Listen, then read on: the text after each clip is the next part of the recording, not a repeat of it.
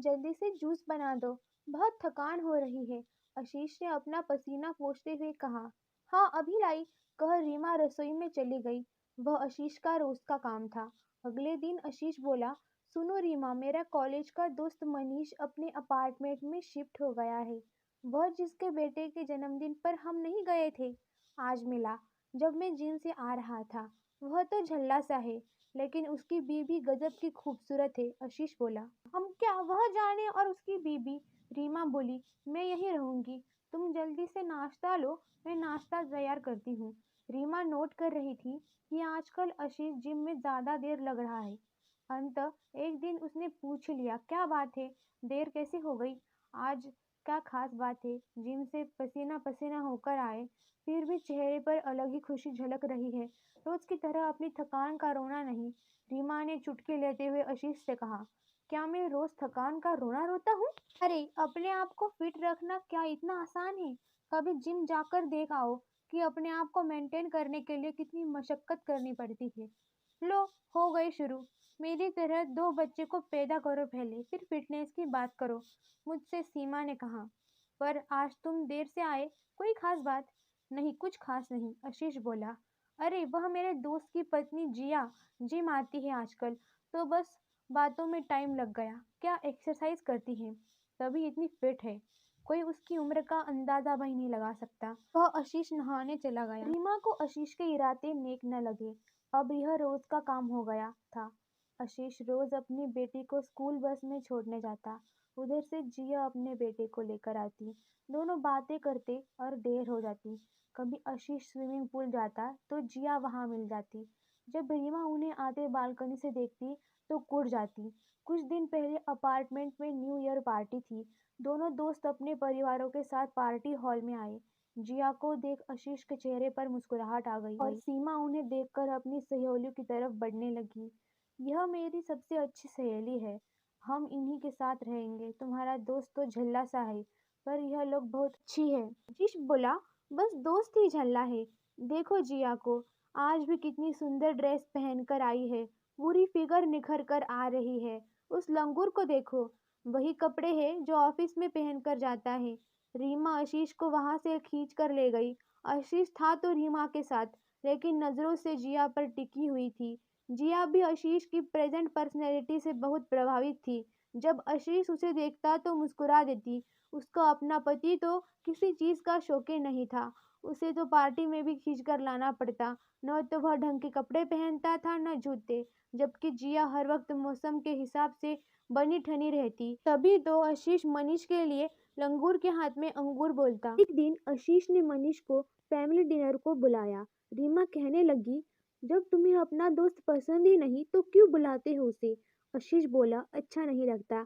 इतने दिन हुए यहाँ आए उन्हें, हमने एक बार भी उन्हें अपने घर नहीं बुलाया। तो उन्होंने कौन सा बुलाया? रीमा चिढ़कर बोली। को जिया पूरे परिवार के साथ आशीष के घर आई थी। जब आशीष ने उससे और बातें की तो वह उसके नॉलेज को देखता ही रह गया। उसे मन ही मन लगने लगा कि कहाँ मनीष, कहाँ जिया। उसने जिया की बहुत तारीफ की। रीमा को यह सब फूटी आंख नहीं सुहा रहा था। मनीष का परिवार खाना खाकर चला गया। उनके जाने के बाद आशीष बोला, जिया ने अपने बच्चों की परवरिश बहुत सही तरीके से की है। कितने सलीके से बात करते हैं और पढ़ाई में भी कितने अच्छे हैं। तो हमारे कौन से कम हैं? रीमा का जवाब सुन आशीष ने चुप्पी लगा ली। अब आशीष के घर अक्सर जिया की बात होती, जो रीमा को जरा भी न सुहाती। उसे ऐसा लगता जैसे आशीष के दिलो दिमाग में जिया रच बस गई है।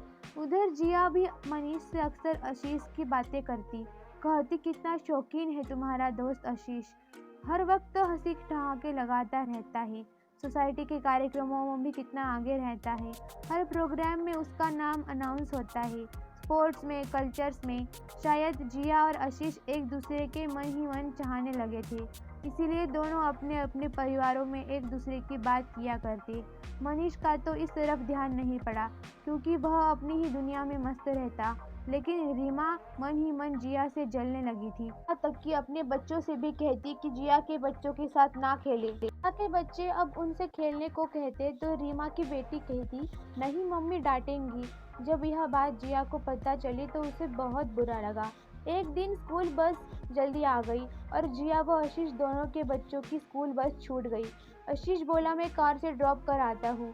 ओके, जिया बोली। लेकिन जिया का बेटा नए अंकल के साथ जाने को तैयार नहीं, अतः जिया भी उसके साथ कार के पीछे की सीट पर बैठ गई। आशीष ने कहा, Jiya you can come to front seat.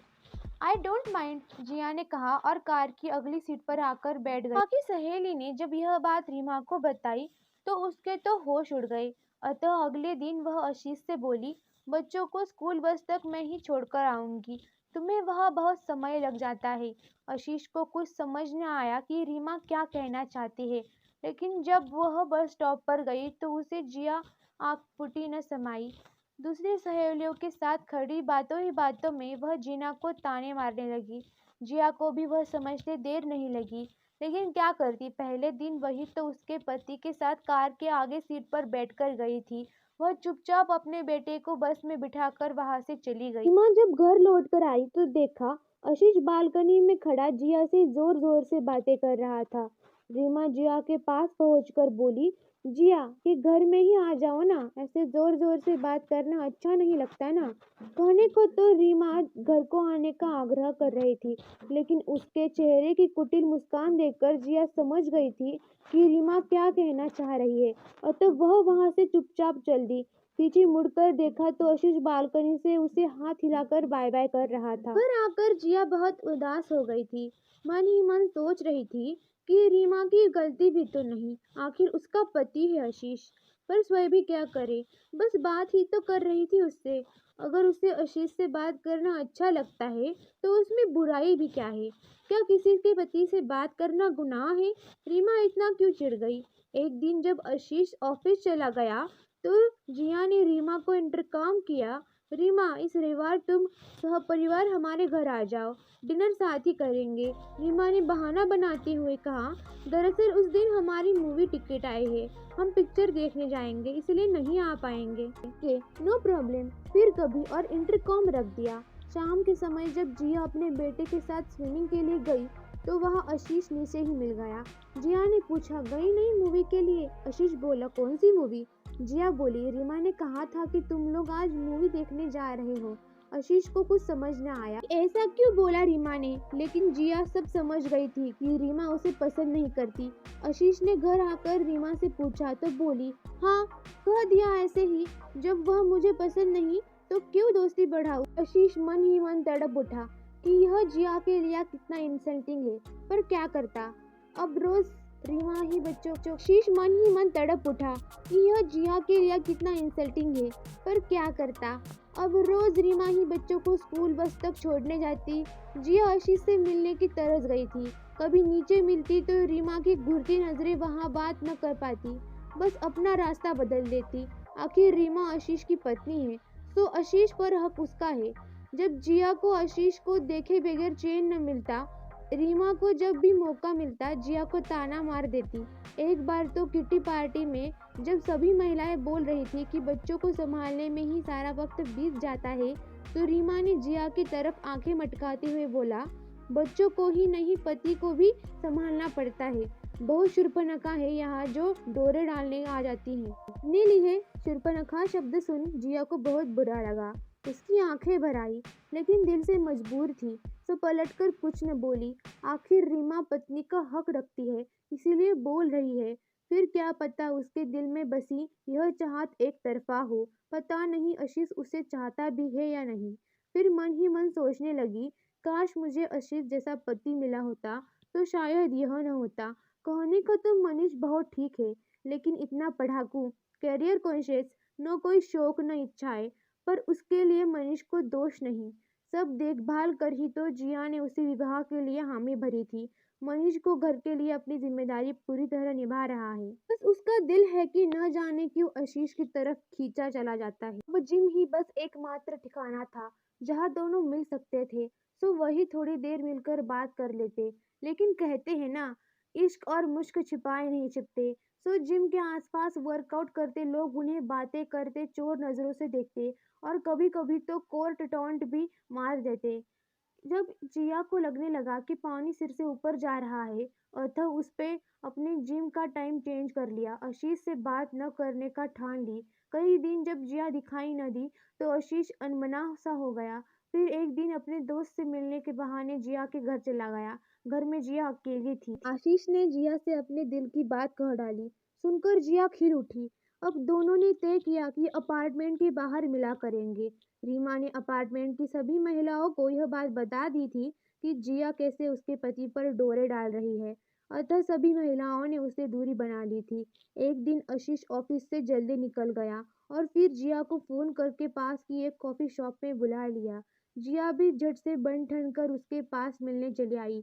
कहने को तो कॉफी शॉप खचाखच भरा हुआ था, लेकिन उन दोनों के लिए जैसे पूरा एकांत था।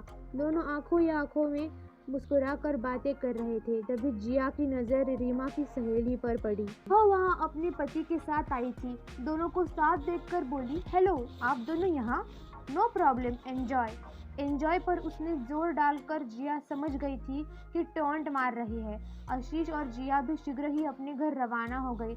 अगले दिन बच्चों को स्कूल बस में छोड़ने बस स्टॉप पर जिया नहीं आई और मनीष को भेजा। वह जानती थी कि आज रीमा उसे नहीं छोड़ने वाली। मनीष जब घर आया तो कुछ उखड़े हुए दिखाई दिए। जिया ने पूछा, क्या हो गया?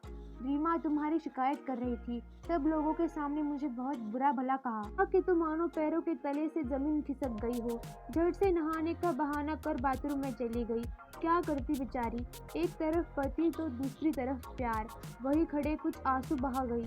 उस दिन मनीष दफ्तर नहीं गया। बोला, हम घर बदल लेते हैं जिया। अगले ही महीने वे नए अपार्टमेंट में शिफ्ट हो गए। इतना ही नहीं, मनीष ने दूसरे शहर में ट्रांसफर कर लिया। दफ्तर भी रिक्वेस्ट भी कर दी। शहर तो बदल गया, लेकिन जिया के मन में आशीष की याद सदा के लिए रह गई।